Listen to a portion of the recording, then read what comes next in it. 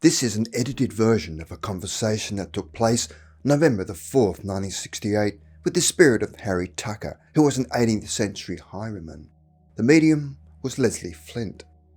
My name was Harry Tucker, and I stole a few gold coins. Times have changed. Everything's changed. There was an old place round here that I used to hide out. That's all gone. I have no desire to come back to your world. I'm a different fellow now. I'm a happy man. When I was on your side, this was all fields. There was an old place called the Boar, where I used to hide when things got a bit too hot. I used to go down to Hempstead. That was about 180 years ago. Unlike many others like me who met the gallows near London's Marble Arch, I cheated them, didn't I? But I wasn't exactly a highwayman. I didn't like it when I passed. I remember sitting in the inn. I was getting on a bit then, and I'd got a little bit tucked away, but I died. I remember coming down a staircase with not a soul about. Didn't know I was dead. I thought I'd get a bottle. The innkeeper didn't know that I used to go down and help myself in the night. They never missed it. I went down at about 3 in the morning. I remember hearing the church clock strike, so I put my hand in the cupboard and went to get hold of a bottle, but I couldn't pick it up. The more I put my hand around it, the more difficult it was. Then it suddenly struck me. Coming down the stairs, it was as if I didn't feel my hand on the banister and my feet on the stairs. Didn't feel any weight. I thought I was dreaming or sick, so I went back to bed. I went upstairs and opened the door, but it was as if I'd walked through it. I thought I must be having some sort of a nightmare. I go to the bed and see a man there. I thought I'd gone into the wrong room. I saw moonlight streaming down through the window into the bed, and I could see this man's face and thought, God, he's like me. Then I could see it was me, and I started running down the stairs shouting like the devil was behind me. I ran up the stairs and banged on the doors, but no one took any notice. I flew down the stairs, opened the door of the inn, and flew down the path shouting. I ran down the road across the fields and stopped at the river. I sat down on the bank. I realised there was something different about me. I didn't feel the same. It was now daybreak, and I was sitting on the edge of the bank, and I could see the water and my reflection. I looked like a young fellow, I thought. This ain't me. I thought there was someone behind me, and I turned around and there was no one there. I got up and walked many miles. A carriage went by and it was full of people. I could hear people gather around me, but I couldn't see them. But I could hear them talking and laughing. I could hear their footsteps. I looked behind me and I couldn't see anyone. I could see people doing ordinary things, passing little cottages. I saw people banging their carpets and collecting eggs. I could see cows in the fields and people on horseback, but they couldn't see or hear me. I could hear people behind me. I could see those that were still on earth, but I couldn't see these other people that I knew were behind me. It was like a big crowd of people, and I knew they were there, but why were they following me? Why could I see other people that were still obviously on earth and they couldn't see me? I remember feeling hungry and came to a place where I would find something to eat. I could hear people laughing, and as I went in the door, I could hear them behind me and quickly looked around, but no one came in.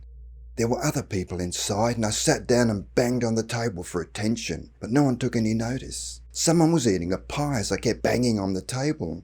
No one took any notice. I went up to the fireplace and called out to the man, "Come on, I want something." He didn't take any notice. I realised they didn't know I was there. I left, and when I got to the door, I could see hundreds of people.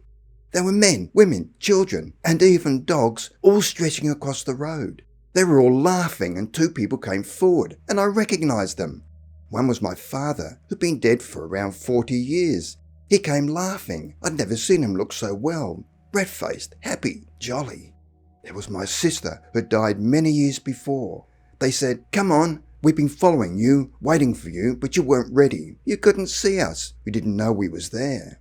We've brought all our old friends." I looked around and saw all these people I'd known years ago. My father was a very religious man. Oh, shocking he was. That's why I ran away from home when I was young. I suddenly realised that something terrible had happened. They took my arms and pulled me through the crowd. They were all singing and sounding like a choir, but they weren't singing anything religious. It was happy, bright and colourful. Everybody looked well dressed, and the hair was beautifully brushed. I looked at myself and noticed I wasn't wearing old clothes, but was wearing a plum-coloured suit with nice breeches and shoes, and I realised that I was different. I realised their thoughts towards me had helped me. We went up the road singing, and I'm laughing. I was happy and merry, and I lost my hunger. We reached the top of this hill where I looked down, and in the distance was a great city with beautiful buildings all lit up, bright, shiny, and new. It was as if the walls were made of jasper and pearl. I was now outside an entrance to a castle, but not like any castle I'd ever seen. It was huge, with turrets. The gates opened by themselves, and I seemed to glide through. I was now on my own, and yet I wasn't. I was conscious of a very tall person beside me, but I couldn't see him. I had the feeling he was a knight. It was as if it was a wonderful soul full of light. We went up a great staircase and along a big balcony. We came to a door and went in. It was as if this door opened on its own accord, and there was a great big hall with large tapestries on the wall, beautiful colours and needlework, and there were several ladies sitting there in old-fashioned costumes. There was a man who I thought was a king, and he looked old. He was sitting on a big chair that was raised up while the ladies were sitting around. I felt a lot of warmth coming from him as I walked down this hall, and as I got near him, he stood up and beckoned me forward. He said, "Now you are here, you shall see for yourself how you have prepared that which is your home." I remembered all the things I'd done. I'd never really hurt anyone, thank God, but I'd robbed and thieved a bit. They were hard times, and it was as if all my life had come back in front of me. He beckoned me to follow him. We went down a long corridor and down into dungeons. We went down this long illuminated passage and came to a small room where there was a man sitting at a table. I looked at him as I went in, and it was me. As I was confused. This person said, "This is as you were." I said, "How do you mean, what I was?" He said, "You were like a man in a dungeon you created for yourself and shut out the things that mattered.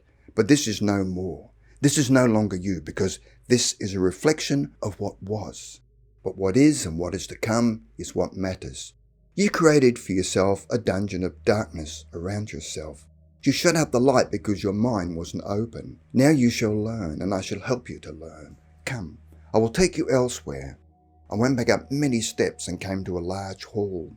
The ladies were still there, and one of them came forward and took me by the hand, and I was transformed.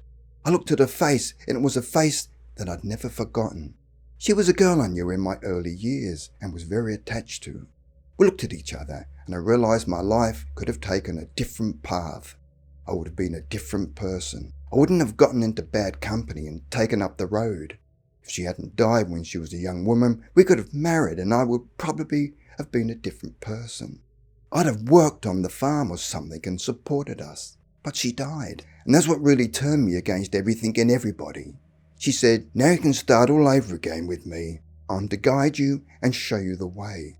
I walked with her out of this great castle, and we came to a small cottage on the verge of a town with a thatched roof with a low wall around it. There was a beautiful feeling that I'd come home, and yet I'd never known this place before on earth. As we entered, she looked different, and yet she was the same. Her clothes changed, and instead of this beautiful elaborate dress, she's got a very simple cotton dress, but she still looked the same to me. She'd been waiting for me all this time, trying to get me on the right path.